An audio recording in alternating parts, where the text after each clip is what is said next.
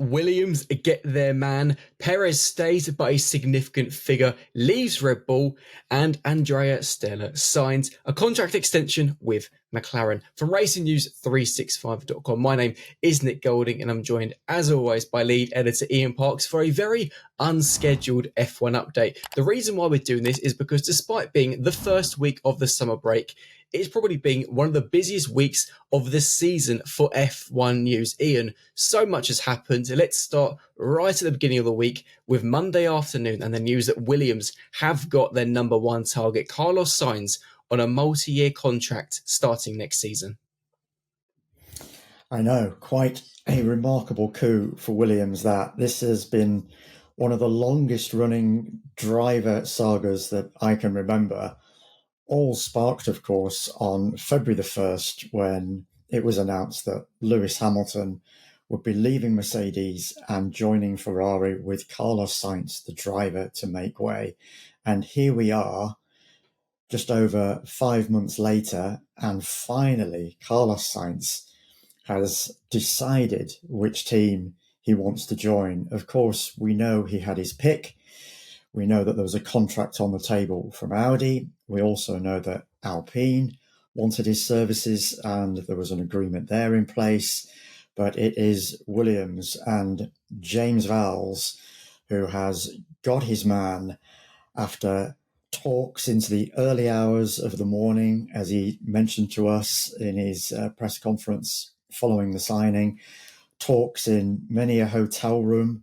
He actually spent more time discussing with Carlos the possibility of him signing than he actually did any time with his wife, it seems, over these past few months. That's the kind of funny line he came out with to us anyway. So a great coup for Williams. They've now got a great driver lineup going forward. But Carlos, of course, has taken this role pretty much all based on what is going to be offered by Williams more from 2026 onwards. It's not about next year because James has made it abundantly clear that Williams is a team on the rise, but it's going at its own pace because so much was fundamentally wrong with regard to the infrastructure. Outdated, antiquated, I know, are phrases that James has used before.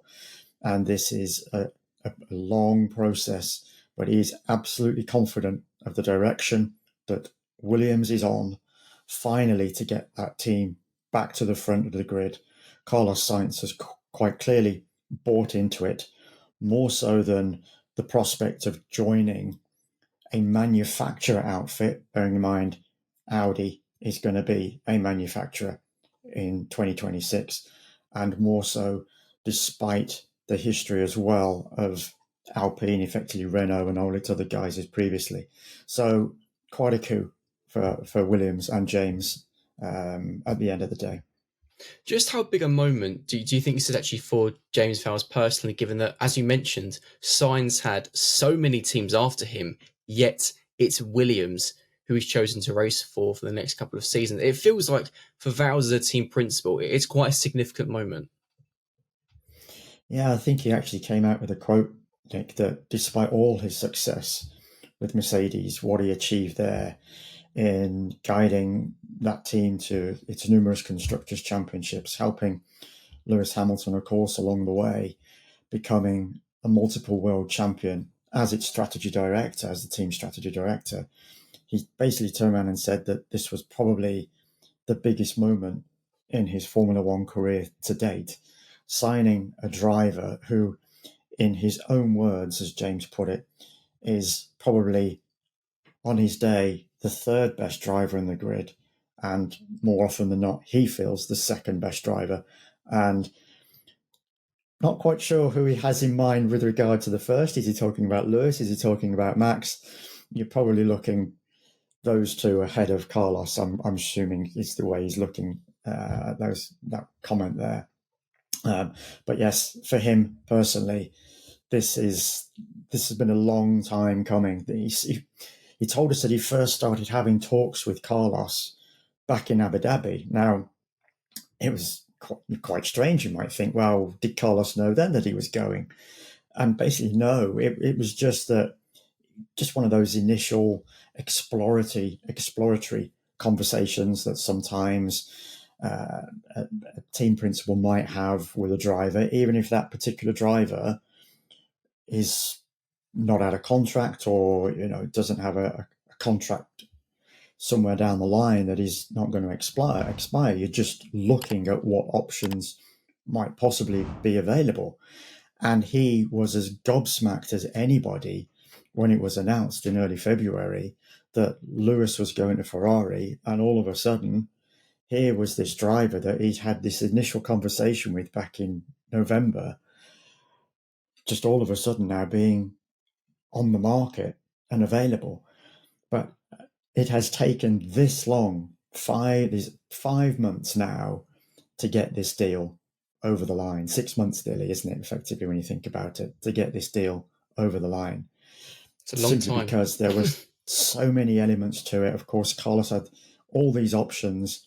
And as Carlos put it himself, every day almost brought a new piece of information with every conversation that he was having with whoever. And this is why it has taken him so long to finally put pen to paper. We will see if the words of James are correct, that the Williams project will ultimately come to fruition and it will deliver Carlos the car that he believes he's going to get in 26, potentially 27. This is some project that Carlos has signed up to. Obviously, you've got to look at Audi again. That would have been another long-term project. With all the changes going on at Alpine, with it dropping Renault as its power unit, or with Renault pulling out, not dropping, should I say, with Renault pulling out as a power unit supplier, and more than likely it's going to go with Mercedes. But new team principal there in Oliver Oakes, of course, that's now been announced. So it's been a great week for news. So much going on.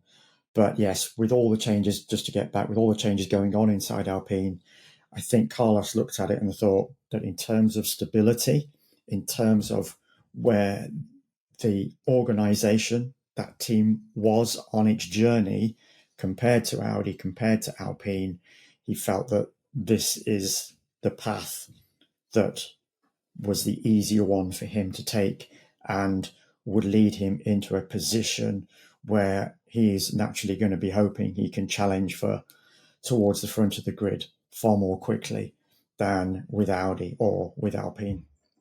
So you've got Williams, who have got their man. You've then got Red Bull, who have decided to stick by theirs. And of course, Sergio Perez, we all were kind of expecting that he would be gone by the end of the summer break and replaced potentially by Daniel Ricciardo or Liam Lawson or maybe even Yuki Tsunoda. That is completely wrong. Red Bull have confirmed that Perez will get the remainder of the 2024 season. It's a big shock, and it feels like it's a shock that has kind of stunned everybody. Yeah, you and I were quite open and said, look, he's going. Glad to say, folks, that not only Nick and I got it wrong, but some of the great and good within F1 got it wrong as well.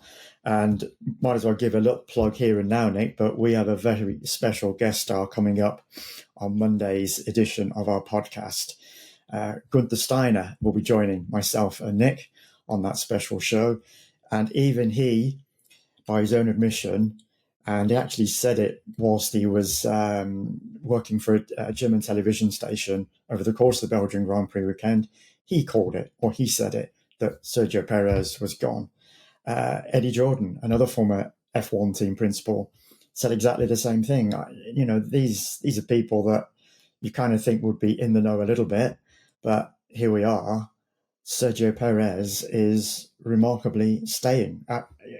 Not many people, I can honestly say, I don't think there will have been many people out there coming out of the Belgian Grand Prix, given the performance that he had after a run of 28 points in his past 8 Grand Prix, would say, yeah, no problem.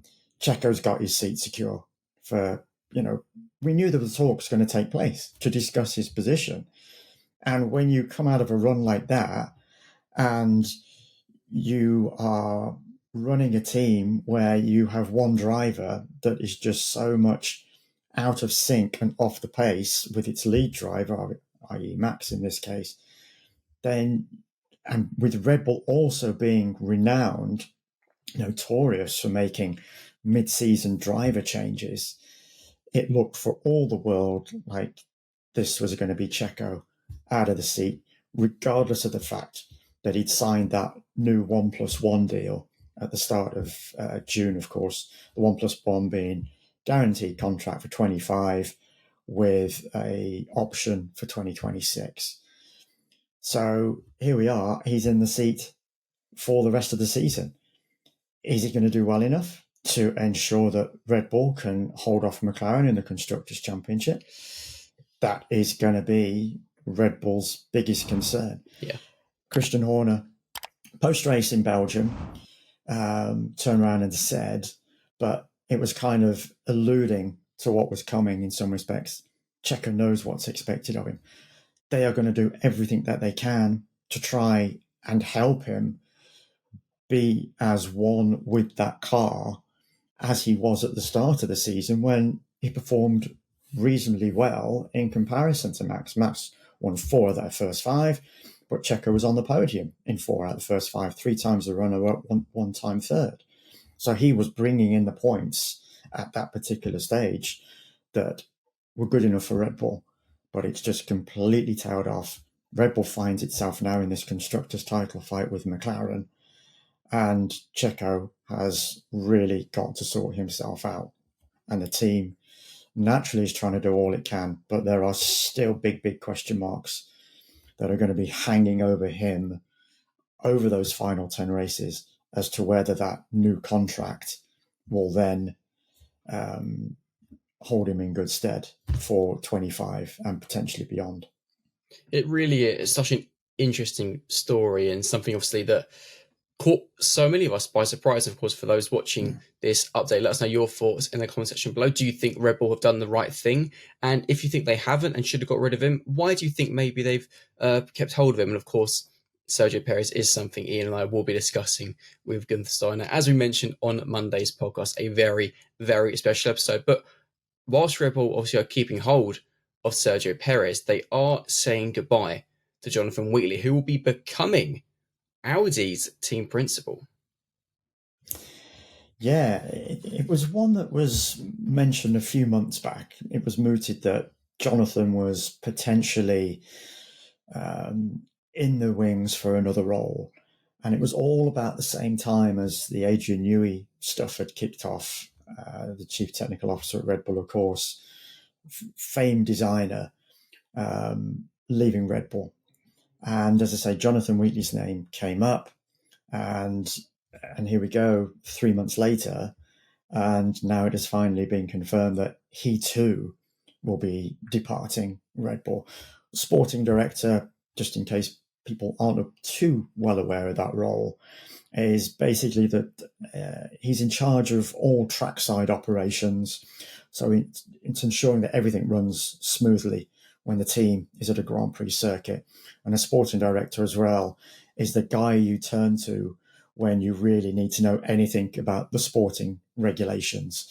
So it was through Jonathan, of course, that Red Bull famously pursued the titles in 2021 when we had all that stuff going on behind the scenes with regard to what happened with Max and the safety car and all that kind of thing. It was Jonathan that would have presented or helped present the case to the FIA at that particular time when the result was protested, of course. So it would have been him at the forefront of that, because he's the guy with all the knowledge. He would know every single nuance of those regulations. So a really important role. He's been there 18 years.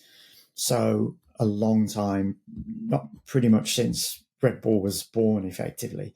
So a very long time, a very highly respected individual. And now he's going to form part of this management duo at Audi alongside Matteo Binotto, the former Ferrari team principal, who has taken on the joint role of chief technical officer and Chief Operating Officer. But these two are going to work hand in glove together to now drive the Audi organization once it arrives on track in 2026. There's Jonathan will see out his contract, or Jonathan will see out this season, should I say, not his contract. Jonathan will see out this season with Red Bull. He will then undergo a period of gardening leave, and it appears that there's a little bit of jousting going on between Red Bull and Audi as to when he will specifically be able to join, because Audi in its press release turned around and said that they are hoping that by July of next year, Jonathan will be on board. So we'll see what happens there and how long it will actually take for Audi to bring him into the fold alongside Mattia, who has already started his job, started that on August the 1st. And the whole thing that was almost comical and a bit weird in a way was the fact that Red Bull announced, obviously, Jonathan was leaving, almost caught Audi by surprise, it seems, because Audi didn't make their announcement until a few hours later. It's been a crazy week for team principals. Audi have got a new one. Alpine have got a new one. McLaren have not. They've decided to stick with Andrea Stella, give him a new contract, and given how well McLaren are doing this season, it almost feels like the least he deserves. I refer to that comment again that Zak Brown came out with over the course of the British GP weekend when a group of media, including myself, sat down with him. And he was asked the question, Zach, just tell us, where has this transformation come from? In the space of effectively at that particular point in time, it was 12 months. If you think back to July of last year and the upgrade that McLaren brought on the car that has really transformed their season, on top of which they've managed to continue with the development and has really thrust it into the forefront of this Constructors' Championship fight for this particular season. And Zach turned around and said, in one word, but of course he didn't give us one word, he eventually gave us the answer, Andrea Stella, which of course is two words, but it was Zach being Zach at that particular point in time. But you knew what he was referring to, because Andrea Stella has, since he came on board, taking over from Andreas Seidel in December 22. Of course, Andreas going to Audi, but he has now been removed from that position following this management shake-up behind the scenes. Andrea Stella was promoted from his technical role within the team. And yes, McLaren started off 2023 really poorly, but they knew that was going to happen. That was always on the cards. It was in their plan, not what they wanted to be, of course. But since Andrea Stella has managed to really get hold of the team, really transform it internally, put people in the right positions, McLaren has just gone from strength to strength. So on the back of Lando Norris recently signing his new deal, Oscar Piastri the same, Zak Brown as CEO has now secured his two drivers and his team principal. And these are good times for McLaren right now, underlined by the fact that Andrea now has committed himself to the team on a multi-year deal. Well, touch wood, that's the last of the big news we're going to have this week, because I think we've had quite enough already for the entire summer, let alone the first week. Ian, amazing as always. Anybody who has any comments on anything we've discussed, be sure to let us know in the comment section below. Like this video, subscribe to the channel, and be sure to listen or watch the Gunther Steiner podcast on Monday. For myself and Ian, we'll see you later. Bye. And as always, folks, take care.